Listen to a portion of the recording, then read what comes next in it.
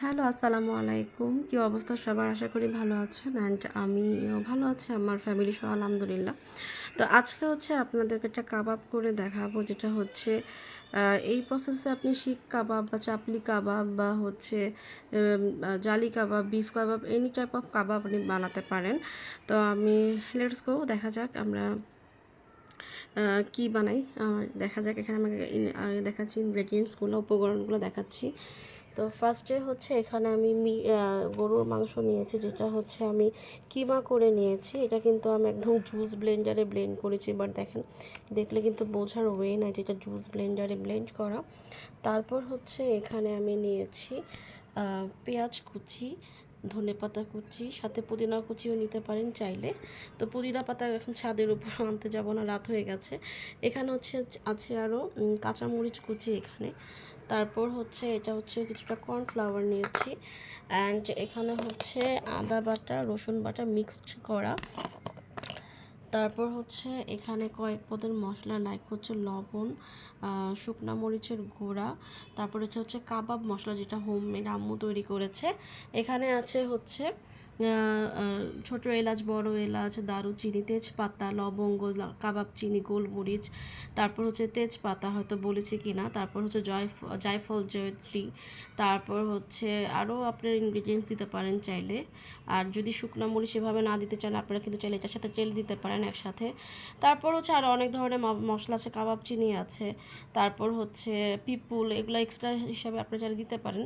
Normally এলাচি, দারুচিনি যেগুলো লাগে সবসময়, গরম মশলা এটা থাকবেই। আর তারপর আমি ধনে জিরা এটার সাথে অ্যাড করি না, কারণ আমি আলাদা করে ধনে গুঁড়া নিয়েছি, ভাজা জিরা গুঁড়া নিয়েছি। আর এখানে নিয়েছি আমি বেরেস্তা কিছু। তো এখন চলেন মিক্স করা যাক। তো কিন্তু এখানে চিলি ফ্লেক্সও আছে। আমি কিন্তু ঝাল বেশি খাই, তাই আমি 3 টাইপের মরিচ নিয়েছি, চিলি ফ্লেক্স, লাল মরিচের গুঁড়া, সাথে কিন্তু এখানেও আছে। এখন এটার সাথে আমি একে একে ইনগ্রেডিয়েন্টসগুলো মিক্স করে দেব। তো ফার্স্টে আমি দিয়ে দিচ্ছি এখানে, একদম পুরোটা ঢেলে দিচ্ছি।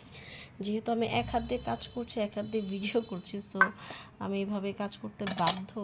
তো আমি পেঁয়াজ কিমা করে নিয়েছি, একদম চাকু দিয়ে সুন্দর করে ফাইনলি চপড। অ্যান্ড কিন্তু একই সাথে আমি কাঁচামরিচ আর ধনেপাতাও কুচি করে নিয়েছি। অ্যান্ড তার মধ্যে আমি দিব এই সব যে ইনগ্রেডিয়েন্টসগুলো। এটা আপনারা চাইলে কিন্তু ঝাল কম চাইলে কিন্তু এত মরিচ না দিতেও পারেন, কিন্তু আমার লাগবে, আমি এতগুলা খাই তাই। আর তার সাথে দিব আমি এখানে আদা বাটা, রসুন বাটা। তো আদা বাটা, রসুন বাটাটা এখান থেকে আমি দিচ্ছি মিক্স করে পরিমাণ মতো। তো আমার মোটামুটি 3 চা চামচের মতো দিয়ে দিলাম। এখন আমি এটা একসাথে সুন্দর করে মিক্স করব।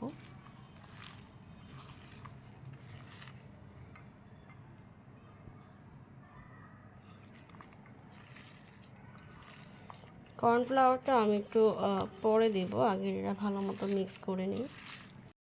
এখানে একটা ডিম নিয়েছি, এখন আমি ডিমটাকে দিয়ে দিব।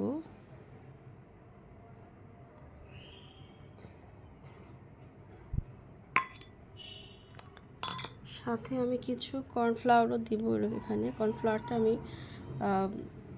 একসাথে দিব না, একটু পরে দিব, আগে আমি একটু হাত দিয়ে মেখে নিই এটা।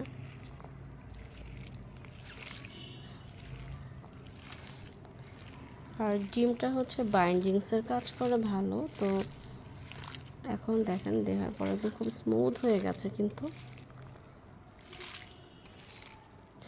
আসলে এক হাত দিয়ে ক্যামেরা করা, ভিডিও করা, মোবাইল ধরে রাখার, এক হাত দিয়ে কাজ করাটা ইম্পর্টেন্ট বলছে, ভেরি ডিফিকাল্ট আর কি। তো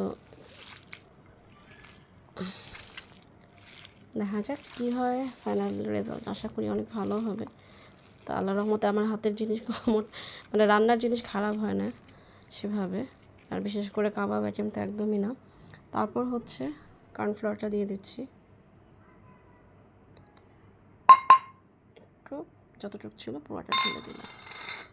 এখন আমি এটা ভালো মতো মিক্সিং করে নিব।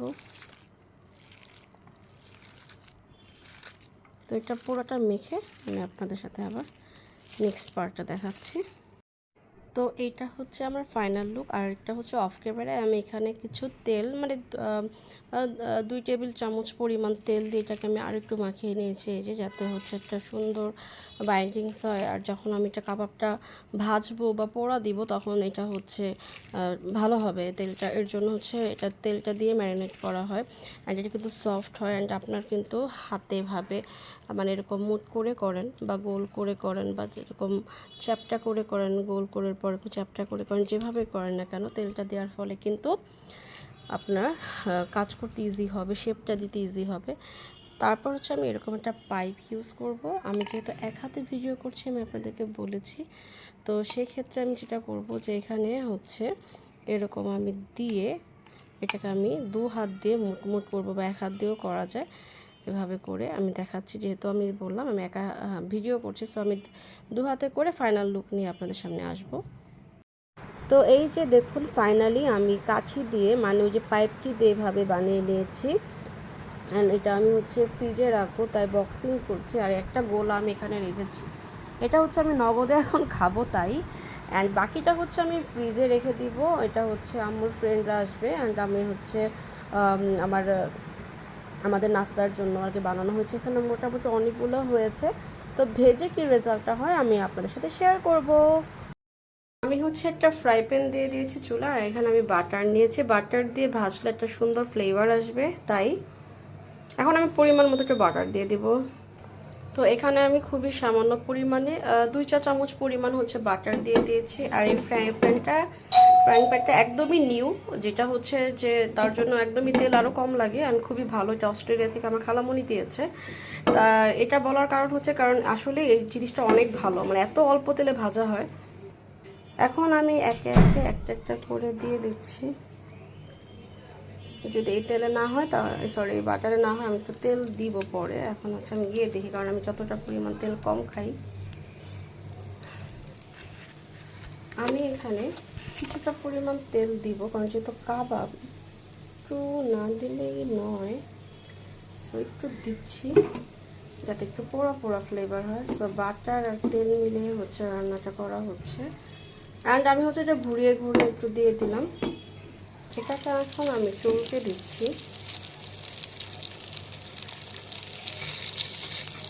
সুন্দর একটা ফ্লেভার আসতেছে। অ্যান্ড হচ্ছে আমার কাবাবটাও কিন্তু মোটামুটি যেরকম চেয়েছি সেরকমই কিন্তু হয়েছে। এটা হচ্ছে আরও হবে, দেখেন আপনারা লুকটা দেখেন শুধু। তো ফাইনালি এটা হচ্ছে আমার লুক কাবাবের। দেখেন একদম কাবাবকে বলবো এটা তাওয়া কাবাব বা তাওয়ার মধ্যে বানানো, মনে হচ্ছে শিক কাবাব। হ্যাঁ, একদম সুন্দর মতো হয়েছে, যেখানে হোলও দেখা যাচ্ছে, মনে হচ্ছে যে শিক থেকে বের করেছি। আপনাদেরকে খুব ভালো মতো আমি দেখিয়ে দিচ্ছি, তো কেমন লাগলো জানাবেন। এখানে আমি আরেকটা বেশি করে কাবাব ভাজছিলাম, সেটা আবার আপনাদের জন্য আলাদা করে ক্যাপচার করেছি। দেখেন অনেক সুন্দর হয়েছে, এটা আমি ডুবো ডালে করেছি। অ্যান্ড দেখেন একদম প্রপার যে কাবাব সেরকম হয়েছে। তো দেখেন কি সুন্দর লুক। আচ্ছা, সবগুলো কাবাব ভাজার পর ফাইনাল লুক হচ্ছে এটা।